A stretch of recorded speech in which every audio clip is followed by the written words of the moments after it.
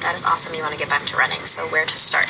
You need a really, really strong foundation of movement patterns and coordination of your pelvic floor, your deep abs, your hips, glutes, like all of that, feet, before you can start running. So there's a couple different research articles out there specifically for return to running postpartum, but they're not tailored necessarily to prolapse.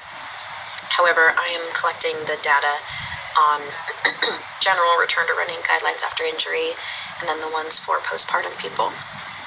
And I'm creating a program that's like, you guys, it's so cool. I have so much information. Like, I'm overwhelmed with how much information's in there, but it's going to be like, everything's going to be there. So it's going to be a review of the research. It's going to be running mechanics. We're going to address the big, important key parts of your movement during running, what's important, what it should look like, what it shouldn't look like. So I go into depth about the importance of thoracic rotation, hip extension, pronation and supination of your feet, what that looks like, what your pelvic floor should be doing when you're running, what your foot strike pattern should look like, and all these different things. Not only will you go through all the education of running in general, but then there's going to be a 6-week pure strengthening program specifically for running. So it's a ton of single leg dynamic stuff. It's emphasizing the key parts of strengthening that are going to translate into better running. And then it's going to be 6 weeks of progressed strengthening, so even more, with dynamic plyometric jumping impact exercises progressed over the 6 weeks so that you can start running. At the end of that 12 weeks of strengthening in plyos, you can start the 12-week running program and continue your strengthening.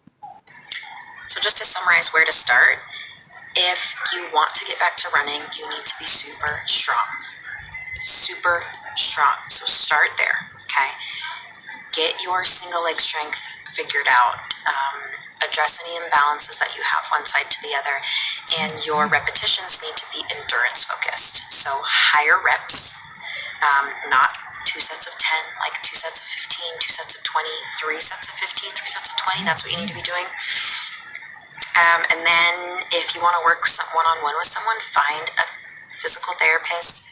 Pelvic floor therapist would be great. Regular PT would also be okay, who is knowledgeable about return to running and running mechanics. Not everyone, we all learn a little bit about it in school, but not everyone feels competent or confident with changing someone's running mechanics and how to cue some of that. So make sure you find someone who is qualified.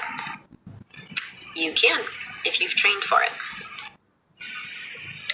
I got mine back at 15 months postpartum after I was done completely weaning my son, basically. For the first couple of cycles, my symptoms were worse on my period, but now very minimally.